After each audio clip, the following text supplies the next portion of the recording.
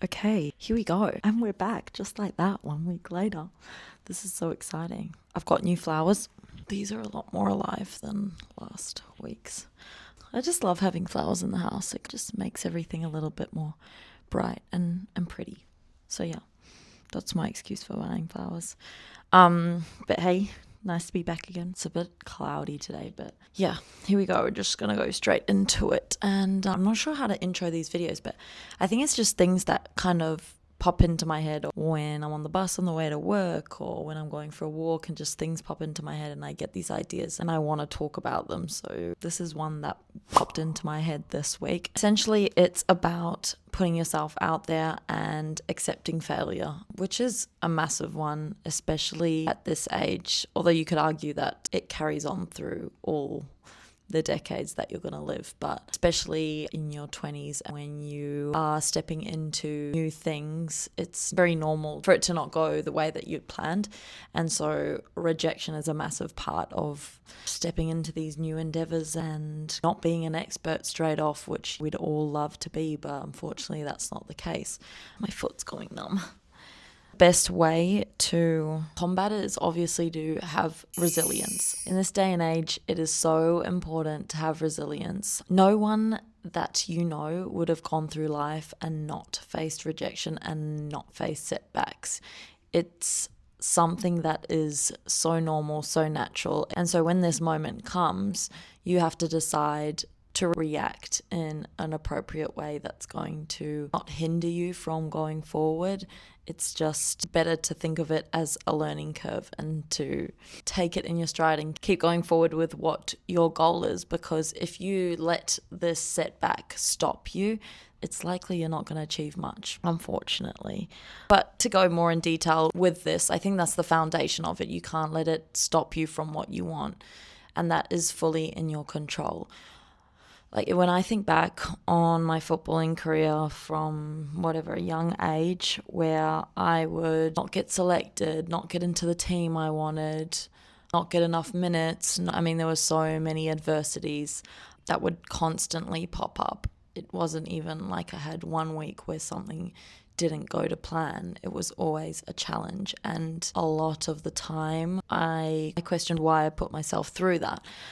But I had very good mental community around me. They helped me gain perspective every time one of these adversities would pop up. I had to choose to face it in a way where, okay, I'm not getting selected. I need to have a conversation. I need to know what I can do better, where I can improve, and what I can take forward to be the best possible player and put myself in the best position to move forward. And so I would have these conversations with fully grown up people, which was very intense and tough at the time. But I think it was great for me because not only did you learn to face the problem head on and find a solution, it was great because it's character building and it kind of forces you into a situation that you don't want to be in.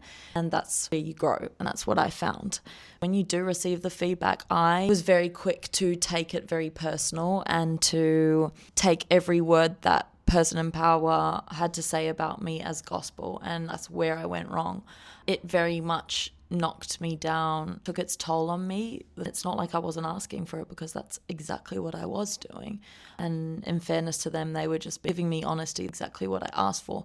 But the most important thing you do is how much you can bounce back from these setbacks. Because in my mind, it was a setback. It was me taking feedback of why I wasn't in the position that I wanted to be. And it was very hard to hear because you put so much effort into something for the outcome to not be what you'd hoped it to be. But I wish, hindsight's a beautiful thing, but I wish if I could go back, I would filter that feedback a lot more. I think I was very much trying to be the best in their eyes, and that is true to whoever was my superior. I mean, including my parents, and trying to make them happy, trying to do the best for everyone else. But when you grow up, you realize what you want out of life and what makes you happy. And that's where it shifts. Make sure that you take what you value out of it, and the rest you can chuck straight in the bin, because some of it is just not valuable. So the reality is these people don't know you. They don't know what you've been through. They don't know the work you've put in, the experiences you've had, your potential. These people could come into your journey for 8 months, for 2 months, for 1 year even. They have no idea the trajectory of your life. And so if you have that in the back of the mind when you're receiving this feedback, which again is such a positive thing, know that you have to be your biggest cheerleader. You have to back yourself. It's so easy to put yourself down and succumb to what your boss is saying, or your coach or your leader or your parents or whoever is higher up than you. That doesn't sound right. So easy to take that so deeply, but this is where you will have competitive advantages. You take that and you be confident in that instant and then take it with a grain of salt. You go home, you write it down, you let it sink in, and you go, you know what, this is a point I value, this is a point I value, I'm going to work on this.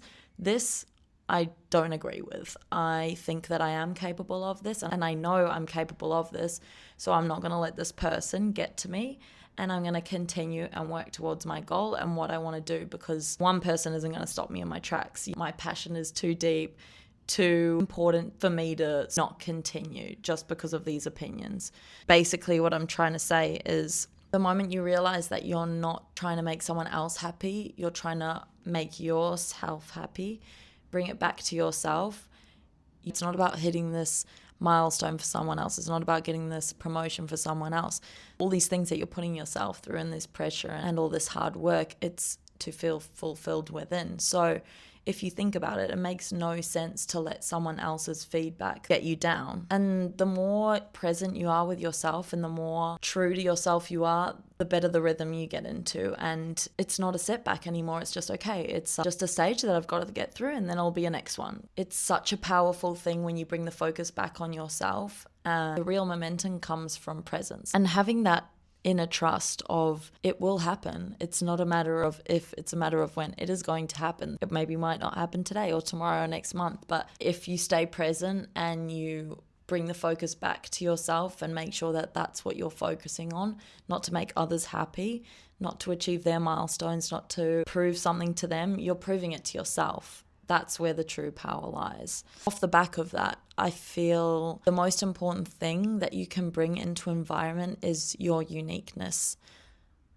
That is something that no one can argue with. It's something that comes from everything down to your upbringing, to your ethnicity, to your family, everything that makes you you is your true asset. It's not fitting into these guidelines in these big companies and doing as you're told, which there's a time and place for that, absolutely. But the thing that's really going to set you apart from everyone else is just being unique, and be your character, whatever that might be, and embrace it and bring that value into the environment that you're in. That's something that no one should ever take away from you, and it's something that you should heavily lean on, because especially now, everything's so mundane and it's so easy to go with the trends and not be the odd one out. Whereas I think you should be pursuing to absolutely be the one that stands out. Don't do the normal things. Embrace that, because that's what's going to give you your value at the end of the day. I guess that just comes back down to what I said earlier, to being true to yourself and honest to yourself. There's no performance needed for that. It's definitely a skill to have, to be honest with yourself and to understand what you want to be and how you want to project that. But it should be something that's natural. It should just be intuitive and not an act, quote unquote. It's easy to think that at this point in life, you should have this and that sorted. You should have this job. You should be getting this promotion. And that external pressure can feel so heavy and constant. And it's something that actually just chips away. But the moment you release yourself from that all or nothing mindset, the more life becomes free and enjoyable. And just being clear, detachment isn't giving up. That's incorrect. Detachment is freeing yourself to move more clearly and to move forward with space and not this tight, forced path. So moving forward, if you are going into a new environment or you lead your life with the mindset that you will add value because of your nature, because of your uniqueness, there's no possible way that you could go wrong. I mean, imagine going into a job interview with this mindset saying, they would be lucky to have me.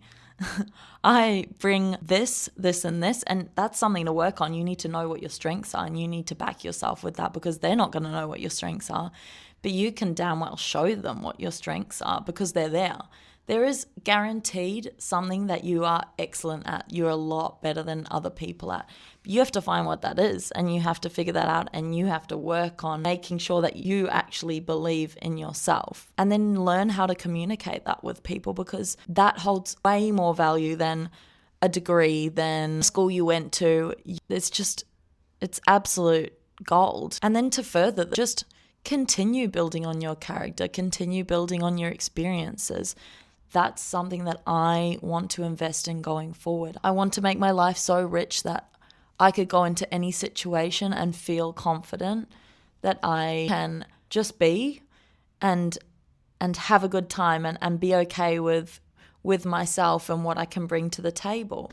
But having said that, it's not having to add value wherever you go. It's knowing that you can add value. But yeah, going back to the experiences, it doesn't have to be travel around the world backpacking. It can be talk to someone, have an uncomfortable conversation, have a debate, say hi to someone on your walk. If you see someone that's wearing a cool jacket, say that you love their jacket. It's something so random, but the other day I was walking down the street and this guy looked so cool. He was like this older man. He had this really beautiful long leather jacket on. And I was like, that's a beautiful jacket. And it put a smile on his face. It put a smile on my face. I mean, it's just small stuff, at least for me, that adds value to my day-to-day. And no, it's not a degree, it's not a master's, and it's not hard skills that I can come to a job interview with, but I definitely think these are things that you can harness and project to reach your goals. That be earning more money, getting a promotion, having a better relationship with your partner. I think it's this mindset that helps you approach everything with more value. And this is essentially how you become the most interesting, capable, most magnetic version of yourself. And ultimately that compounds over time the way a skill course never will. Ending on this, I think that it's one you've probably heard before, but most people are waiting to feel that confidence before they start anything. And I'll let you in a little secret. I don't think it will ever arrive. Confidence comes from doing the thing. Confidence comes from having the conversation, from asking for the feedback, from writing down important points in your journal. It doesn't come from thinking, it comes from doing. Whilst you're in this process, have the certainty in you that it is a matter of time before you get there. It doesn't need to be loud, it can be quiet. You just know within yourself that there's belief. And if you genuinely have that within you, you're unstoppable. I've met people that have this in them, and it's something that I want to be like. I just want to not let anything stand in my way of where I want to be and how I want to be and what I want to achieve in life. And I think that is the most powerful thing you can have. Just be unapologetically you, okay? There's no one like you in this world. That is the most value you could ever have.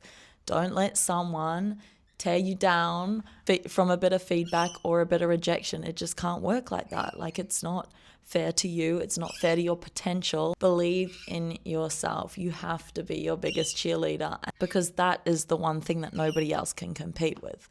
I feel like I was on a rant today and feel like I'm talking to myself a little bit here. It's because I haven't had a cup of tea. Oh my gosh. But yeah, in this process for me, I'm going through new beginnings in all areas of my life, and I just want to make sure that that is my foundation with anything I approach. Not letting other people take something away from me that I know I have. Know your uniqueness. Don't let anyone take that away from you. And yeah, good luck out there. It's not easy. It's never fair. But be kind to yourself and be fair to yourself and honest. It's not a matter of if, it's a matter of when. There you go.